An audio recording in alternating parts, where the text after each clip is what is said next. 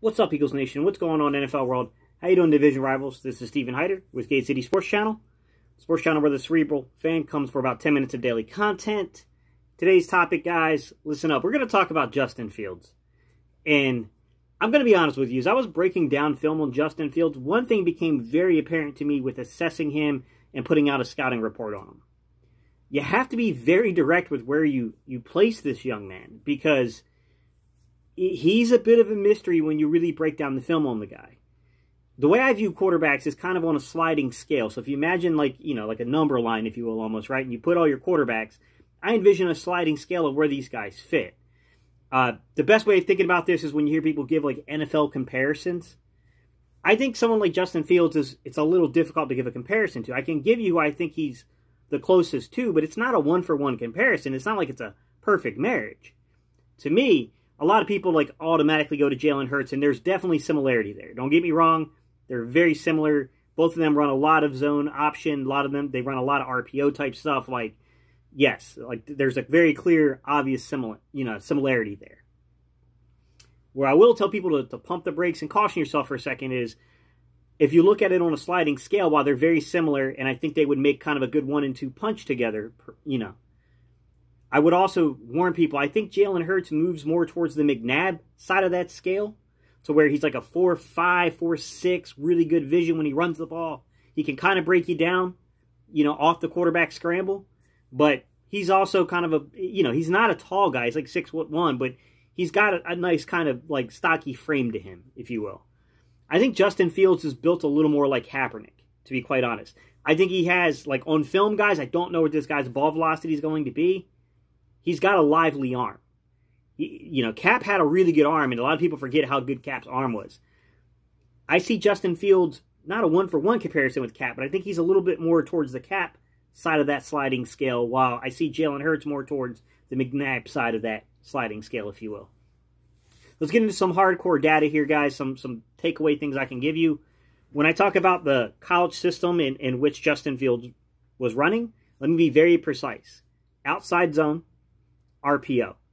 It was based off of quick timing, and you can see that if you look at where the majority of his throws went. So if you look at comebacks, curls, outs, and digs, you can see the story unfold, guys. 67 attempts, 56 completions, 586 yards, 458 air yards, 3 touchdowns, no interceptions, an 83.6 completion percent, 80.6 on target percentage, 8.7 yards per attempt, 118 rating, and then a 115.2 independent quarterback rating. The IQR, guys, is a proprietary thing that comes from Sports Info Solutions. It's how they take some subjective things and add it into the quarterback rating to give what they feel is a more adequate rating for these guys. Agree or disagree with it if you like. What I will say is that he had a really nice mix. I mean, definitely RPO, zone option, mixed in with it kind of like that kind of timing and rhythm type offense. And then when you get past those elements, right, if you start peeling that onion, I start to see some other interesting things about this young man. Like, I thought that it was a very interesting mix between, like, this guy running maybe some more spread type concepts here, things like, corners, drags, and over routes. I saw that kind of mixed in with probably what you would call another way of saying a sped up type of offense here, guys. When you look at things like screen, quicks, and check releases, I mean, it was balanced. He ran more screen, quick, and check releases, so I'll give you those numbers real fast. 24 attempts, 19 completions, 100 yards, negative 42 air yards. Obviously, that's behind the line of scrimmage, most of these yards. 0 touchdowns, 0 interceptions, a 79.2% completion rate, a 91.3% on target rate, 4.2 yards and 84 rating, and an independent quarterback rating from Sports Info Solutions of an 85.5. That was definitely in that sped up offense. And then when you looked at more of the zone offense, zone stuff normally takes a little longer to develop, guys. So that's kind of the difference here. When you get to the corners, the drags, and the over routes, guys, 18 attempts, 14 completions, 192 yards, 94 air yards, 2 touchdowns, 1 interception, a 77.8% completion rate, on target rate of 77.8%, yards per attempt 10.7, 125 rating, and a 127.5 independent quarterback rating. I mean, the guy, look, he was very balanced. I mean, He didn't throw a lot of slants. He only had like 9 attempts on slants on the year. Guys, I'm not even going to bother to throw that up here because it's very insignificant. But when you look at things like even the vertical concepts that he ran, he didn't throw that many passing attempts on the year, only 225. So if you looked at his goes and his fades versus like corners, post, and deep crosses, those vertical routes, you would be like, oh man, he didn't throw that many vertical routes, only like 35 on the season. Like he doesn't take a lot of chances down the field. That's where you have to be very careful in this draft class, guys, when you're scouting guys, because the simple fact is not everyone played the same amount of games, and that has to be remembered. So he only threw 225 attempts. When you take those 35 attempts and divide it, you get a 15.5% like deep pass ratio. That's in line with the other major prospects, guys. It's ahead of guys like Zach Wilson, who 46 attempts on the year on those routes. Against 336 overall passing attempts, comes out to only a 13.69% deep pass ratio. It's a little behind a guy like, like Mac. If you look at Mac out there in Alabama, Mac Jones, he threw 68 passes against 402 attempts. Comes out to about a 17%, guys, basically, deep pass ratio. And then Trevor Lawrence, who was definitely, had a vertical offense around him. He threw 61 attempts against like 330 some kind of attempts, guys. It worked its way out to like an 18.2% deep pass ratio. So he did fall in line when you look at like those statistics and you break it down. Like it's not like he didn't take chances. And I got to be honest with you. Like when you look at the film, and I'll show you a little bit here, like I thought he had a very good arm strength. Like when I looked at, there's one play in particular that's coming to my mind, guys. It was like the first week of the season that they played, which was like middle of October. They ended up playing Nebraska, and he had a beautiful touchdown pass on like a post route. And I mean, you could see the arm strength on this guy. Like he's got a good arm. He's got a very lively arm. I saw a couple of these kind of things going on there. Like he had another one against them a little bit later in the game where he had a really nice play. It was it was a pass across the deep middle. I mean, I could definitely see the arm talent with this guy. You will see spread concepts on there. I found the mesh concepts as I was kind of digging through his film. It's not like that kind of thing disappears. So even putting him in certain systems, like he can definitely run the spread. So, I mean, it is there, although I think that he's much more suited for a hurry-up style, like quick passing and then timing and rhythm stuff, mixed in with a little outside zone and some RPO read stuff, I think that's where his bread and butter is. I mean, look, guys, if I'm going to give you, like, one big takeaway here in terms of, like, all right, you can't just give us all positives, man. Like, that's not a scouting report. That's a hype video. I get you. Slow down. His processing can be slow. There was a couple times on film to where, to be honest with you, he held the ball a little too long. And I think that's a function of what they were asking him to do. I mean, that's the problem when you run these type of offenses, right? Like, you really need a fast processor. Like, these guys can get away with a lot less because it takes longer to sell play action. It takes longer for boot to take. Those things take longer. So when you do those things, you can give some disguise, to the defense, and you can hopefully get a guy to commit and over-pursue or do something stupid and take advantage of it. But it also can come back to bite you because you're talking about a longer developing play, and it can lead to sacks. It can lead to a quarterback who's processing things a little too slow. And you will see that on Justin Fields' film, guys. I'm not going to lie to you. It's there. And sure, it's always a concern because you never know. You never know how he's going to react to the speed of the NFL. That's fair.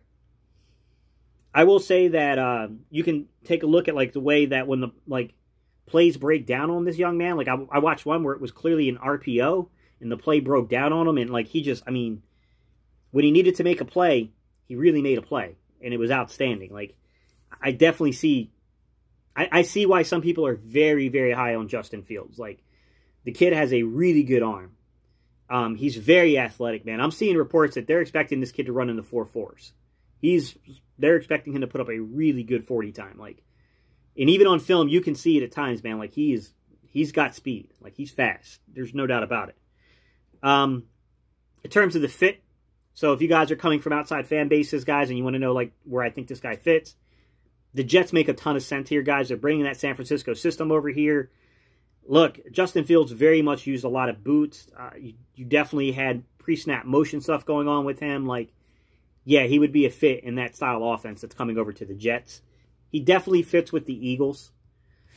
You can make an argument he fits with the Dolphins, but I mean, it'd probably be really hard to justify taking quarterbacks in the top 10 2 seasons in a row. I think that's kind of a sticking point here with the Dolphins. I don't know that's the best fit. You look at a team like Atlanta. My issue with Atlanta, guys, is that I don't know how to judge Arthur Smith's system and how he would utilize this young man, and I don't want him to be misused in a system. When I think about Arthur Smith, guys, I think more so like power lead, power run type plays. That's more so what he's been, but he also kind of adapted to the players around him, so it's kind of it's a maybe. I mean, I don't know. I mean, we'd have to see how they value him and what happens with Matt Ryan. You know what I mean? Like, that's also a big part of it. Are they going to move him this offseason? I mean, outside of that, guys, Carolina's an interesting one with Joe Brady. I don't think it's an ideal fit, but Joe Brady is very creative as an offensive coordinator, and I definitely think he could mix in some RPO stuff with Justin Fields. I don't think it's like a complete misfit. I just don't think it's the most ideal per se, but I definitely think they could do some interesting things with a Justin Fields, so I definitely think Carolina would be a possibility, even if it's not the strongest connection. Denver, I'm a little iffy on. I don't know the fit for Denver. I'm not saying they won't take him, but I'm not too sure that's the greatest fit for Justin Fields in Denver. San Francisco is a clear-cut fit, guys. San Francisco makes a ton of sense. But the thing is San Francisco would have to get forward for Justin Fields. He's a very good fit, though, for the RPO, motion-based offense stuff. Like, he's accurate. He's got really good arm strength. Like, he makes a ton of sense for San Francisco, to be quite honest. New England's an interesting one. I'd say never count out New England. They got a very good coaching staff there. Josh McDaniels has been known to develop quarterbacks before. Like, I think they could adapt their personnel to it, but I mean, obviously, like, the play action and stuff like that Justin Fields has experience with would go well with New England, but the RPOs and stuff like that's not really New England's thing, so that would be a difference for them. I mean, he would definitely have to change some things there. Plus, New England would have to get up high in this draft. Same thing for Washington. Really good fit there. The Turner family, you know, it's his son Scott over there, Norv's son Scott. They definitely use a lot of pre-snap motion. They definitely could. I have full faith that Scott Turner could absolutely build RPO offenses. I don't think that would be an issue. It's just a matter of, could they get up that high? Chicago is an RPO-based offense. Indianapolis is an RPO-based offense. So those two make a lot of sense. But once again, it's getting up high enough in the draft to actually be able to make a play for such a player, if that's who you're seeking as your quarterback, which seems unlikely to me. But that's my thoughts on Justin Fields, guys. I mean, what do you guys think? Like, I think that he's definitely a top 10. I think he's probably going to go, I would take a guess he's going to go within the first 6 picks. Like, it's going to happen by the time Philly picks are before us. Like, he's going to go top 6. It doesn't mean I'm saying the Eagles are going to pick him. I mean, there could be a trade in the works here and that too. Just understand that scenario. Yes, it's a possibility they do, but there's also a possibility the Eagles just trade out of that spot because somebody wants Justin Fields. Look, I laid it out as best as I could for you guys. Like, he throws the ball. He's got to work on his he's got strong arm. He's got to work on his processing. He's got to be a little faster in the decision making, but he's talented, guys. He's very, very talented. All right, guys, don't forget to like, comment, and subscribe to support the channel. That's what I got for you all today. Don't forget you can follow me on Twitter. It's @HiderSteve. See you on the next video, guys. I appreciate y'all's time.